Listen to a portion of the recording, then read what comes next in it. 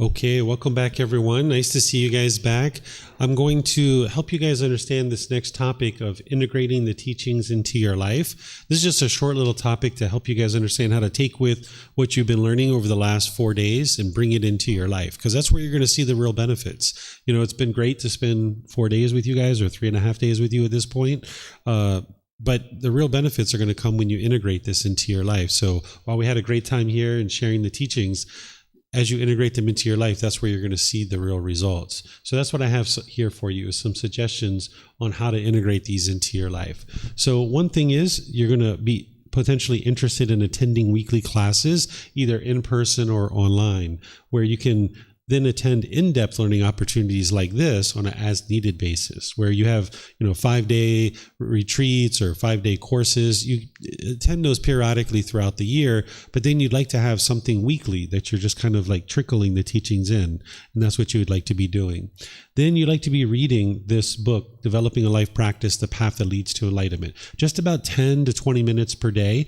Sometimes people are interested in reading for much longer than that, but I don't suggest you do, because you're going to see that some of these topics are quite meaty and you got to really step back and think about it. You might even need to reach out to me to get some help. So oftentimes, if you're reading just 10 or 20 minutes a day, that's what is ideal, because it gives you time to reflect on it and independently verify it. What you'll find is, at least what I found, is that when I was reading 10 to 20 minutes a day, there were situations where I have been reading and it's describing something that just happened to me 3 days ago and something that didn't go very well. And now 3 days later, here I am reading about it. And I was like, that's what I need to do next time, right? Or the other thing could happen too, is I'd be reading it, and then 3 days from now, that very thing that I was learning from the Buddhist teachings actually happens. And I actually have the wisdom at that time to actually make wise decisions. So if you're kind of trickling the teachings in like this, you're going to encounter and stumble over teachings that are going to be applicable to you in your day-to-day life. So that's really helpful to read little by little each day. It's kind of like if you took a big bite of pizza and you tried to chew on it, it'd be really hard to chew it and digest it. Whereas if you take these little bites, it's much easier to chew it and digest it. So that's what you'd like to do with these teachings too, by just learning a little bit each week in a class like this, or coming to the temple and learning like the group learning program, but then on an as needed basis, taking a big course like this as you need to. And there's other courses besides this one. After this one, students will sometimes take the Harmony and Relationships course. That one I teach 4 times a year. The next one is in October. Then there's the Experiencing the Jhanas and the 4 Stages of Enlightenment. I teach that one twice a year. Then there's the retreat in January, which is everything you need to get to the first stage of enlightenment. And then in August, I teach a retreat that's everything you need to get from the first stage of enlightenment to enlightenment itself. So it's kind of like 12 times a year, at least, there's the foundational classes. 4 times a year is the Harmony and Relationships. Twice a year is Experiencing the Jhanas and the 4 Stages of Enlightenment. Once a year, the retreat to everything to get to enlightenment, or the first stage of enlightenment. And then once a year, everything that you need to get to enlightenment itself. So these are the kind of in-depth learning opportunities, with the group learning program and the Pali Canon English study group being the trickle, little by little each week.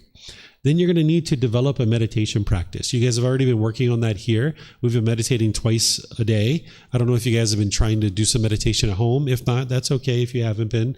But what you would like to do is start integrating your meditation practice into your day-to-day life, because it's great when you go away to meditate like this and you have time to do that. But you're going to need to start carving this time out in your life. No matter what it is that you're doing, you're going to need to find some time, morning and evening, and possibly in the middle of the day, to start meditating.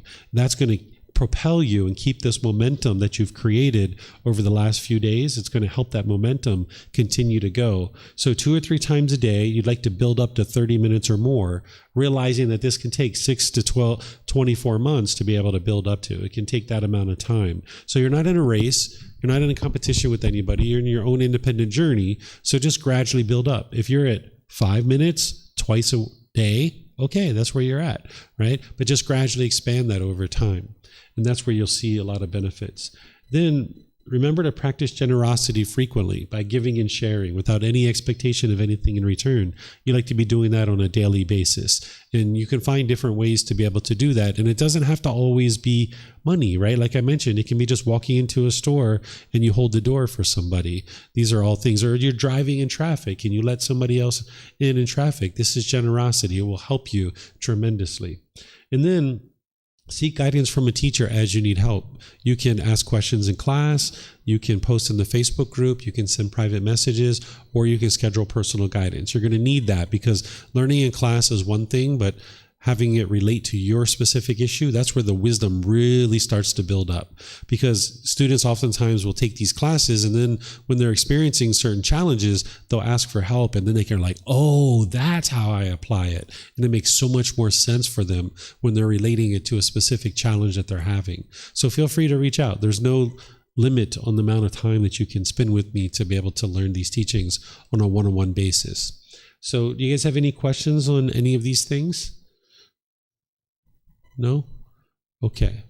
All right. So now what I'm going to do is let me share with you guys about the field trip. I'll give you guys information on this. So what we do is we get together tomorrow at 9 a.m. and there may be some other people here besides you guys, people that are just coming for the tour. And I start with chanting and meditation. Of course, I'm welcoming everybody in chanting and meditation. And then afterwards, I let people know that we're going on this tour. And I explain to them about what the tour is. And then I ask who's going. Because there's some people who might be here just for meditation and that's it. They might not be here for the tour.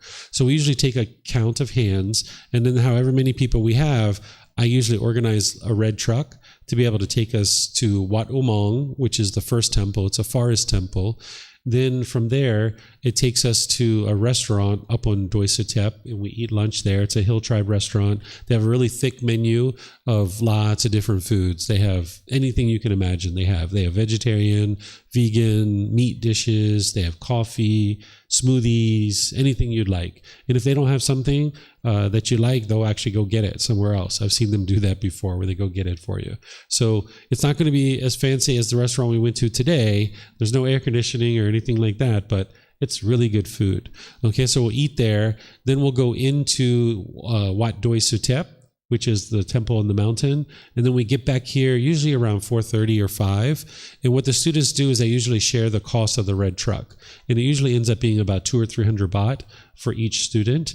And then there's a little bit of an entrance fee and then your lunch. So I would say, 600, 800, 1,000 baht, something like that, depending on how much snacks that you eat. As long as you have that, everything's available along the way. You don't have to load up with a bunch of water and food and things like that because the way Thai people do things is they just put this stuff around everywhere so you'll be able to get whatever you'd like as long as you have a little bit of money in your pocket. So that's our day. You guys have any questions on the field trip? Yep. We're going to meet here at 9 a.m. I start at 9 a.m. I usually recommend for people to come a little bit earlier so you get to meet everybody, but I'm going to, just like I normally do, I'm going to start talking at 9 a.m. and start the meditation. Yeah, whatever you'd like to wear. Up to you. It's not required. You'll see signs that say to wear long pants, but you don't have to. You can wear anything you like. Yeah.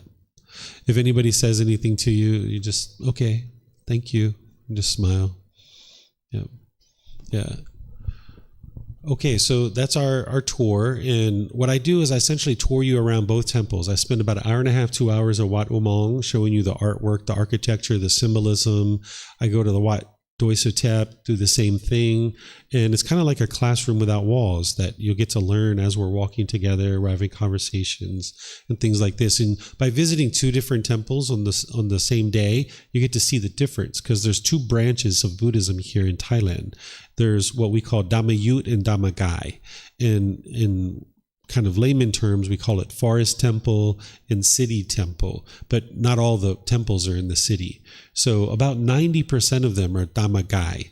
This is about 90% of the temples all over Thailand. Only about 10% are Dhammayut, and you'll see the difference by visiting these 2 temples in one day, where the forest temples tend to be more park-like, more scenic, more nature, a lot of trees and greenery, where the Dhammagai temples tend to be more ornate, the gold and the things like that. So you'll get to see. Yeah, the Doisotep temple will be Dhammagai temple. And this is a Dhammagai temple too that we're in here. Usually the forest temples, the Dhammayut temples, are known for sharing the teachings, where the Dhammagai temples don't necessarily always have teachings available. So it's kind of rare that someone's actually sharing the teachings in a Dhammagai temple here. Normally it's the forest temples that are associated with sharing the temple or sharing the teachings. So you'll see when we go out there, there's a place where you can stay and you can sleep for like 3 to 15 days. You can actually stay at Wat Umong and learn right alongside the monks if you like. Where the Dhammagai temple, some of them have those, but not all of them have that kind of setup. Okay. All right. So now we'll go to the plan for today. So normally what we've been doing is we come back in the afternoon and I have some teachings to share with you, and then I lead you in a meditation of some sort. But now it's time to integrate these teachings into your life and start doing things on your own, right? Is that rather than me deciding, okay, I'm going to lead you guys in meditation, I'm going to leave the afternoon up to you. You've been learning for 3.5 days now. It's kind of like lab time. You decide for yourself, and you've been deciding for yourself all the way along, but now it's like, okay, the teacher is not going to lead meditation with you. This is up to you to decide for yourself what you'd like to do. You could do meditation if you like. There's seated, lying, standing, and walking. You could do some breathing mindfulness meditation. You could ask questions. If you have any questions related to the path to enlightenment, you could ask me and let me know, and I'll help you. Some people like to practice generosity by kind of cleaning up the temple. Since we've been here for a week or for a certain amount of time, some people like to clean the bathroom or clean the main room or go outside and clean some of the outside area of the temple. I've seen students do that. Some students do all three. You know, they'll meditate, then they'll ask me some questions, then they'll do a little bit of cleaning. It's really totally up to you. And some people, they decide to do none of these things. They just decide to go home and get some rest because they like to rest up for the tour tomorrow. So it's totally up to you. Whatever you decide, it's your life, your decisions, and your results. So these are just some options to think about. So I'm here for you guys, and not everybody has to do the same thing. You guys can all decide for yourself independently what it is that you would like to do. And then I'm just here to support you and help you whatever it is that you decide. Yes, sir.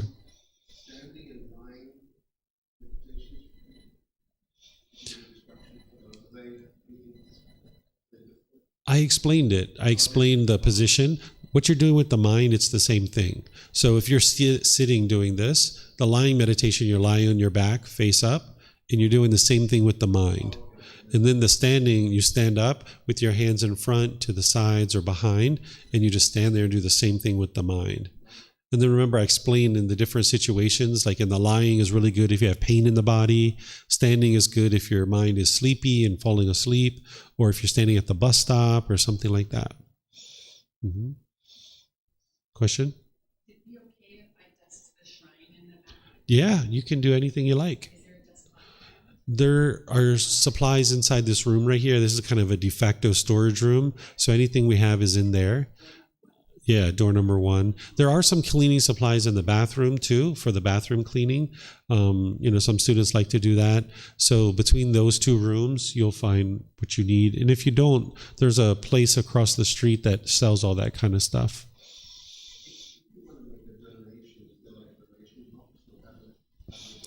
Yeah, there's a donation box there that you're welcome to use if you like. Some people like to put a donation in an envelope and hand it to me, or just hand it to me. It's up to you, whatever you would like to do, whatever you're comfortable with. It gets to the same place, yeah. Mm-hmm. Okay, so you guys are completely on your own. I'm going to be hanging out until probably close to 3 o'clock.